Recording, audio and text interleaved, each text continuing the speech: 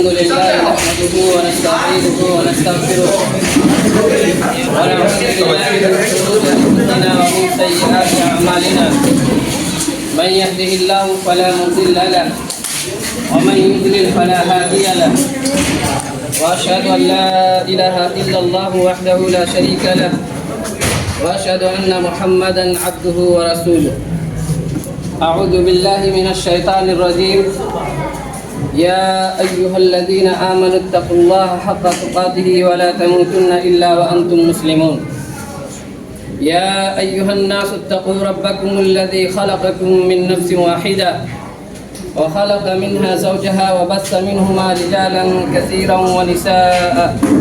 واتقوا الله الذي تساءلون به والأرحام إن الله كان عليكم رقيبا يا أيها الذين آمنوا اتقوا الله وقولوا قولا سديدا يصلح لكم أعمالكم ويغفر لكم ذنوبكم ومن يطع الله ورسوله فقد فاز فوزا عظيما أما بعد فإن خير الحديث كتاب الله وخير الهدي هدي محمد صلى الله عليه وسلم وشر الأمور محدثاتها وكل محدثة بدعة وكل بدعة ضلالة وكل ضلالة في النار. محترم سامعین کرام، بزرگوں اور نوجوان ساتھیوں، ابھی آپ کے سامنے جو خطبہ پڑھا گیا ہے، عام طور سے نکاح کے موقع پر یہ خطبہ سنتے ہوں گے۔ اللہ کے نبی صلی اللہ علیہ وسلم کی سنت کے مطابق پہلے یہ خطبہ پڑھا جاتا ہے، پھر اس کے بعد ایجاب و قبول کرایا جاتا ہے۔ یہ وہ خطبہ ہے جو اللہ کے نبی صلی اللہ علیہ وسلم ہر مجلس میں پڑھا کرتے تھے۔ عیدین کے موقع پر بھی آپ صلی اللہ علیہ وسلم پہلے یہ خطبہ پڑھتے تھے، پھر اس کے بعد عیدین کے احکام و مسائل بیان کرتے تھے۔ اسی طرح جمعہ کے دن بھی اللہ کے نبی صلی اللہ علیہ وسلم کا طریقہ تھا کہ پہلے آپ یہ خطبہ پڑھتے تھے، پھر اس کے بعد حالات حاضرہ کے مطابق آپ کا مفصل خطاب ہوتا تھا۔ چونکہ نکاح کی مجلس بھی ایک مجلس ہے اور اللہ کے نبی صلی اللہ علیہ وسلم اس خطبہ کو پڑھا کرتے تھے، اس لیے سنت کی حیثیت سے آج پوری دنیا میں یہ خطبہ پڑھا جاتا ہے۔ قاضی صاحب یا امام صاحب جہاں کہیں بھی ہوتے ہیں، چاہے وہ کھڑے ہو کر پڑھتے ہیں اس خطبہ کو یا بیٹھ کر پڑھتے ہیں، زور سے پڑھتے ہیں یا آہستہ سے پڑھتے ہیں، مگر پڑھتے سب ہیں۔ تو سوال یہ پیدا ہوتا ہے کہ آخر اس خطبے کی اہمیت اور فضیلت کیا ہے کہ ہر مجلس میں اس کو پڑھا جاتا ہے۔ میں اختصار کے ساتھ اس خطبے کا مفہوم آپ کے سامنے رکھنے کی کوشش کروں گا تاکہ اس کی اہمیت و فضیلت کا اندازہ آپ لوگوں کو بھی ہو جائے اور یہ معلوم کرنے میں آسانی ہو جائے کہ اللہ کے نبی صلی اللہ علیہ وسلم نے کسی بھی مجلس کو دین کی بنیادی باتوں سے محروم نہیں رکھا تھا۔ اگر کوئی انسان اس خطبہ کو اپنی زندگی کا دستور اور منشور بنا لے، آئین و قانون بنا لے اور اسی کی روشنی میں اپنی زندگی گزارنا شروع کر دے تو ایسے انسان کی زندگی کی کامیابی کی ضمانت دی جا سکتی ہے اور یہ کہا جا سکتا ہے کہ وہ کامیاب ہے۔ اس خطبے میں سب سے پہلے اللہ تعالیٰ کی تعریف بیان کی گئی ہے، اللہ تعالیٰ سے مدد مانگا گیا ہے، اللہ تعالیٰ سے مغفرت کا سوال کیا گیا ہے، اپنے اعمال کی خرابی سے اور اپنے نفس کی شرارتوں سے اللہ تعالیٰ کی پناہ چاہی گئی ہے، اور اس حقیقت کو واضح کیا گیا ہے کہ اللہ تعالیٰ کسی کو ہدایت دینا چاہے تو کوئی اسے بھٹکا نہیں سکتا، کوئی اسے گمراہ نہیں کر سکتا، اور اگر کسی بدنصیب انسان کو اللہ تعالیٰ نے ہدایت سے محروم کر رکھا ہے تو دنیا کے سارے مبلغین اور مصلحین مل کر بھی اسے صحیح راستہ دکھا نہیں سکتا اور اسے ہدایت نہیں دے سکتا۔ اس کے بعد وہ کلمہ پڑھا جاتا ہے جس کے پڑھنے کے بعد ایک غیر مسلم بھی مسلمان بن جاتا ہے۔ وہ کلمہ ہم سب کو یاد بھی ہے، اشہد ان لا الہ الا اللہ وحدہ لا شریک لہ واشہد ان محمدا عبدہ ورسولہ، کہ میں گواہی دیتا ہوں کہ اللہ کے سوا کوئی معبود برحق نہیں ہے، کوئی عبادت کے لائق نہیں ہے، وہ اکیلا ہے، اس کا کوئی شریک نہیں ہے،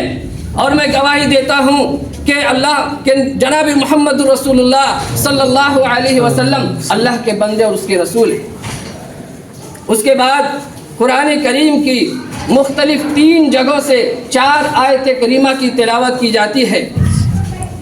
سب سے پہلی آیت سورہ آل عمران کی آیت نمبر 102 کی تلاوت کی گئی ہے،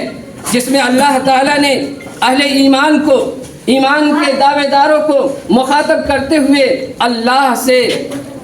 سے اتنا ڈرنے کا حکم دیا ہے جتنا اس سے ڈرنے کا حق ہے، اور کوئی انسان اللہ تعالیٰ سے ڈرنے کا حق اس وقت تک ادا کر ہی نہیں سکتا جب تک کہ اس کی پوری زندگی اور مکمل زندگی اسلام کے دائرے میں ڈھلی ہوئی نہ ہو۔ اسی مناسبت سے کہا گیا ہے کہ وَلَا تَمُوتُنَّ إِلَّا وَأَنْتُمْ مُسْلِمُونَ، یاد رکھنا جب کبھی اور جہاں کہیں تمہیں موت آئے تو مسلمان ہونے کی حالت میں تمہاری موت آئے۔ دوسری آیت کریمہ جو آپ کے سامنے تلاوت کی گئی ہے وہ سورہ نساء کی پہلی آیت ہے، جس میں اللہ تعالیٰ نے دنیا کے سارے انسانوں کو مخاطب کرتے ہوئے اللہ سے ڈرنے کا حکم دیا ہے،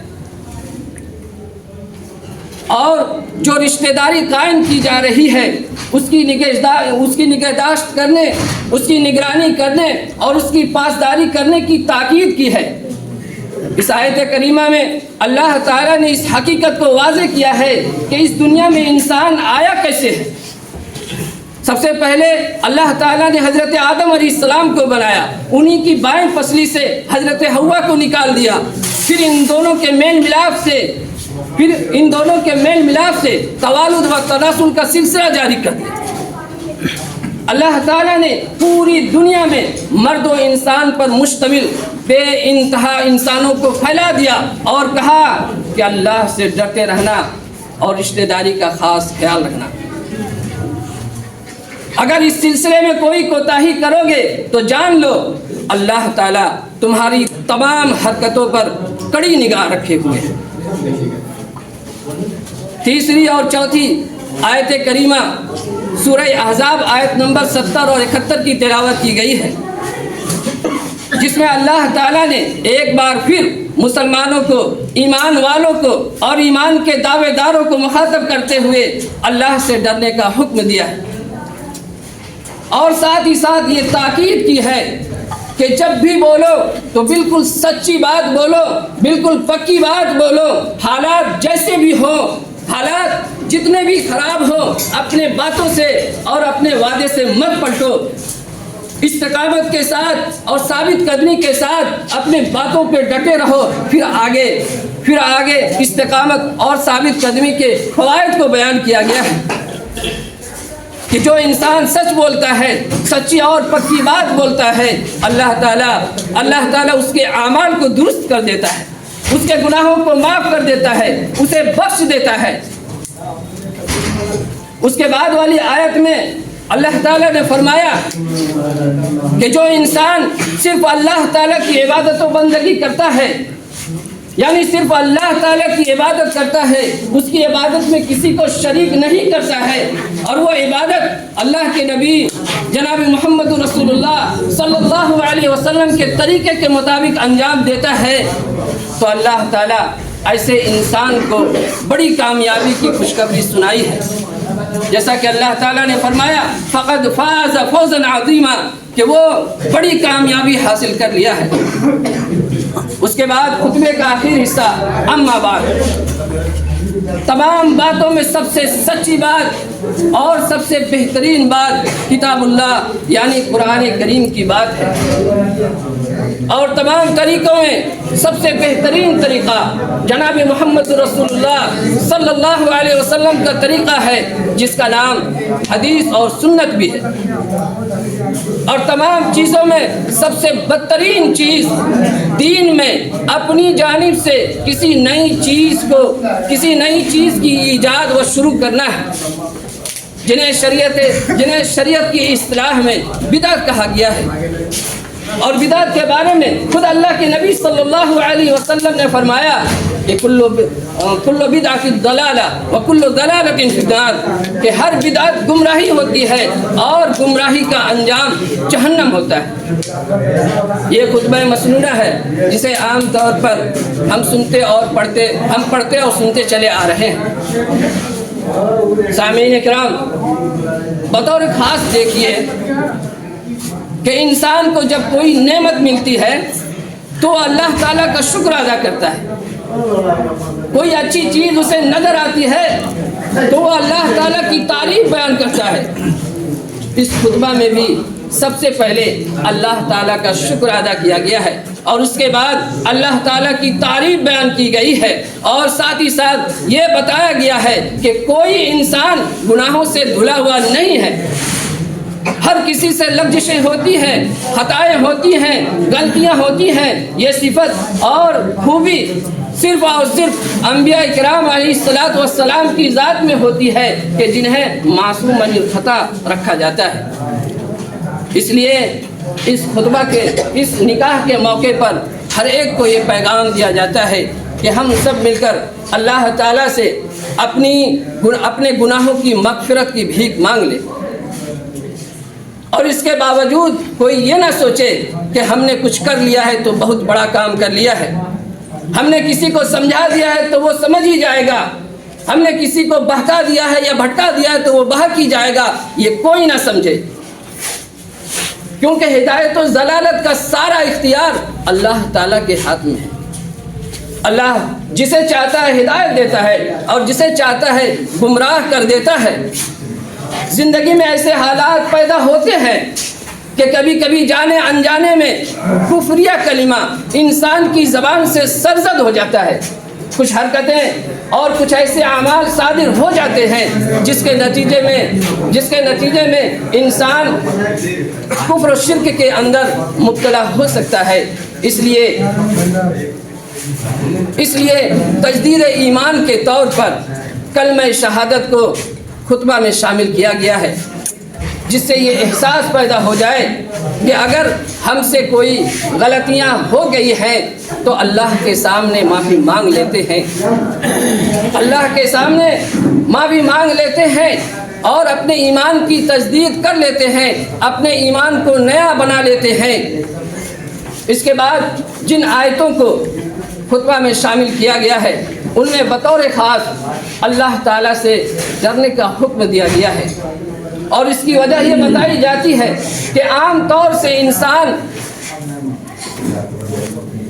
کسی مصیبت میں مبتلا ہوتا ہے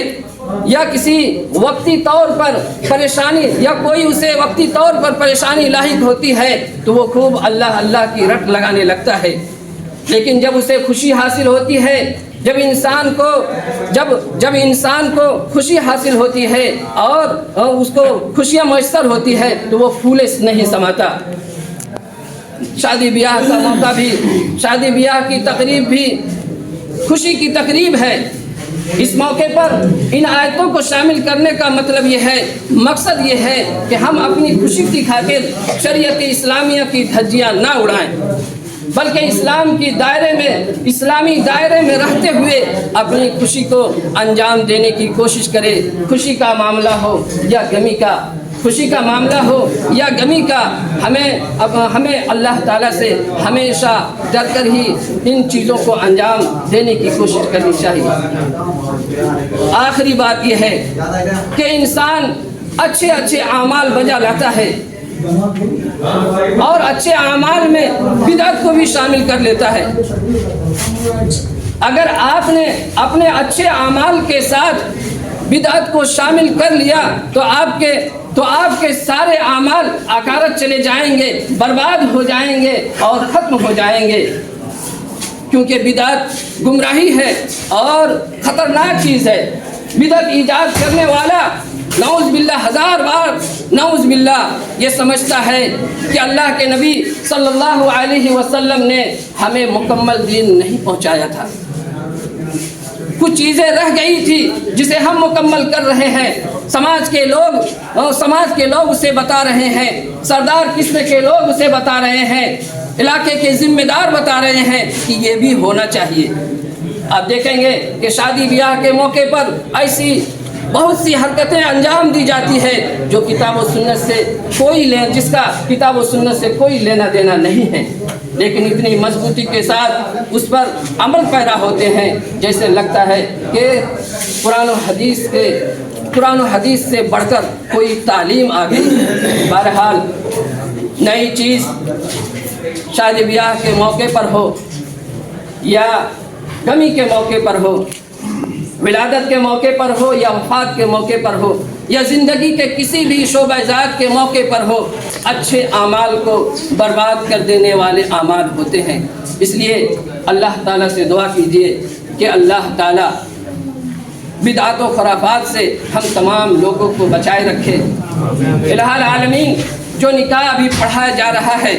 تو اپنے فضل و کرم سے اسے مسعود و ممنون اور بابرکت بنا دے۔ الہ العالمین، تو ان دونوں کے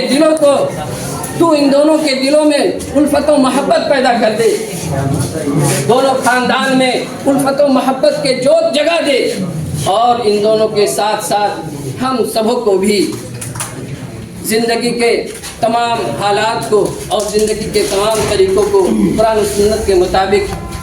عمل کرنے کی اور اس پر چلنے کی توفیق نصیب فرما۔ اقول قولی ھذا واستغفر اللہ لی ولکم ولسائر المسلمین وآخر دعوانا ان الحمد للہ۔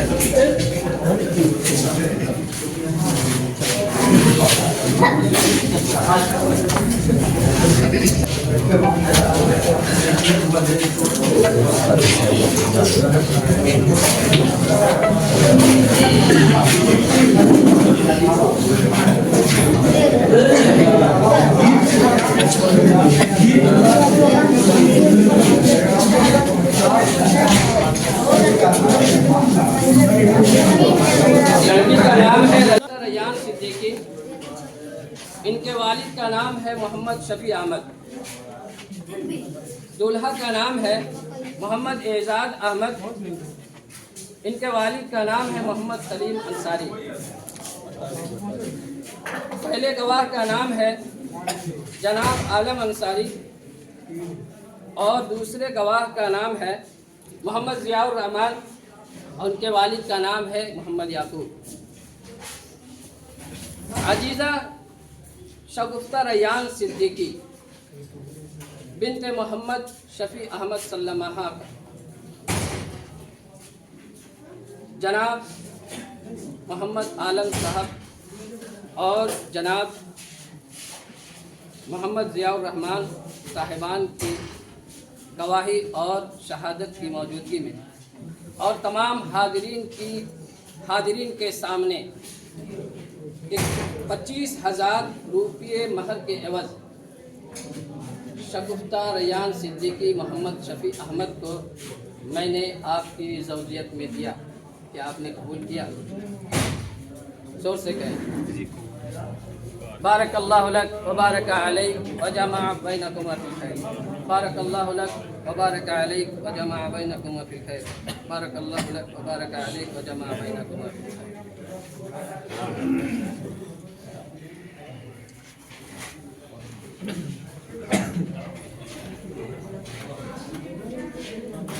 ہم ملے تھے، آپ نے